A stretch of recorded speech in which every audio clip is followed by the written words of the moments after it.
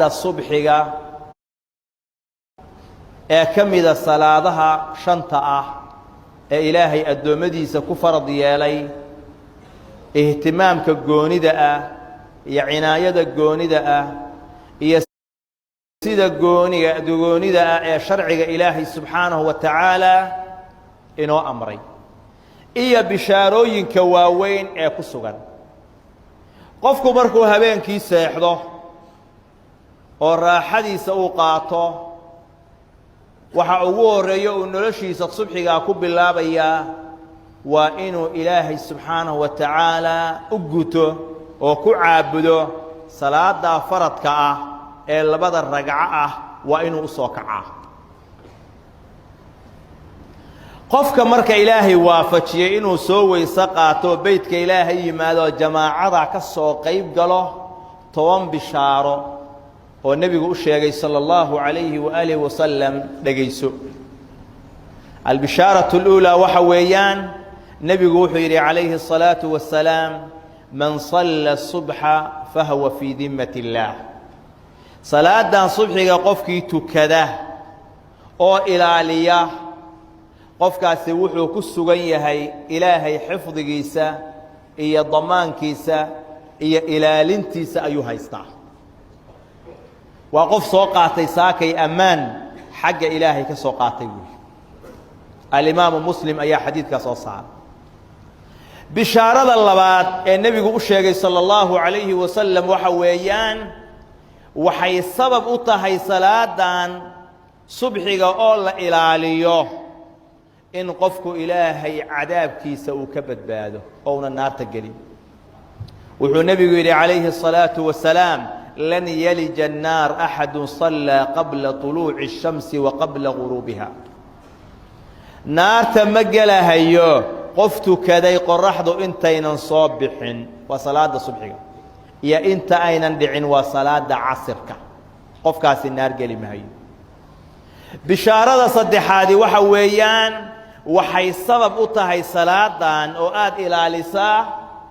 إن السبب كوغن نقطة جنة إلهي ناقشت وحو النبي عليه الصلاة والسلام من صلى البردين دخل الجنة بخاري مسلم بصصع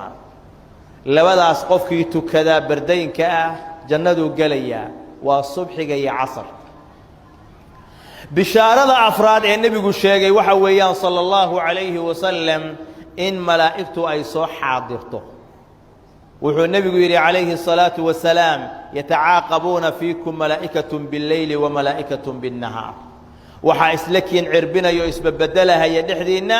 malaa'ikta habeenkii ku qoran iyo kuwa maalintii wayajtamicuuna fi salaati al-fajr wa salaati al-'asr waxayna kulmaan oo isdhafan dhaafaan salaada subxiga iyo salaada casrka thumma ya'ruju alladhina batu fiikum kuwii xalay dhixdiina ku hoyday oo ku bariyay baa kor u noqonaya oo xagga ilaahay u laabanaya فيسألهم وهو أعلم بهم إلهي وسؤاليا أسقوا كأجال بدن وحو كأجال بدن يا هيبة إلهي سؤاليا كيف تركتم عبادي الضوء ضيدي سأجا صوتكتين بل حالة دولا كورم ركاسي وحي لين أتيناهم وهم يصلون تركناهم وهم يصلون وأتيناهم وهم يصلون waxaan ka soo tagnay ayagoo tukanaya waxaana u tagnay ayagoo tukanaya labada xilli ayaa laba xilli oo salaadahaasi ku beegan yihiin ay malaa'iktu isdhaafayaan kuwii yimaada waxay u imaanayaan ayagoo tukanaya kuwii tagaana waxay ka tagayaan ayagoo tukanaya bishaarada shanaad ee nabigu sheegay waxa weeyaan sallallahu alayhi wa alihi wa sallam salaadan qofka ilaaliya oo beedka ilaahay ku ilaaliya waxaa loo geliyaa nuur iyo iftiin taam ah oo dhammaystiran maalinta qiyaamaha oo wax nuur haysta ay yihiin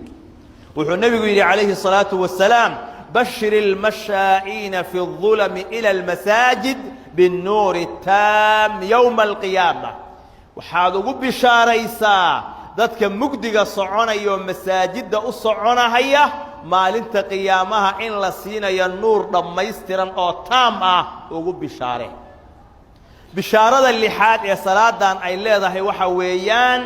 qofka cishaha jamaaca ku tukada subxigana jamaacadeeda ilaaliya waxaa loo qoraa qiyaamu leyla habeenkoo dhan inuu taagnaa waxaa nebigu yidhi calayhi الصalaaةu wasalaam xadiidka fii صaxiixi muslim man صala العishaaءa fii jamaaca fakaأnnamaa qaama niصfa الleyl qofkii jamaaco ku tukadaa salaada cishaha waaba isagoo habeenka barkii taagnaa waman صala الصubxa fii jamaaca fakaأnnamaa صala الleyla kulah qofkii subxiga jamaaco ku tukadana waaba isagoo xaloo dhan tukanahay xaggee ka helaysaa bishaaradaas cadiimka ah in intaasoo ajara laguu qoro xaloo dhan inaad taagnayd laba salaadood oo aad ku ilaalisay jamaacada sababtood bishaarada toddobaadi waxa weeyaan oo nebigu sheegay sala allahu calayhi wasalam xadiidka waxa weeyaan qofka salaadan ilaaliya wuxuu ka badbaadayaa munaafiqnimada ayuu ka badbaadayaa wuxuu nebigu yidhi ina ahqala الصalaati calى almunaafiqiin salaatu اlcishaaءi wa salaatu اlfajri munaafiqiinta waxaa ugu culus salaadaha waa salaada cishaha iyo salaada subxiga weeye walow yaclamuu maa fiihimaa laatowhumaa walow xabwa walow yaclamuuna maa fiihimaa laatowhumaa walow xabwa hadday ogaan lahaayeen waxaa ku sugan labadaas salaadood oo fadiilo iyo bishaaro weyn oo ajar ah way imaan lahaayeen ayagoo cuuryaamiinoo socon waayoo dabada ku siqayaba allaha ka dhigin haba ahaatee intay soo xamaartaan oo soo guurguurtaan bay imaan lahaayeen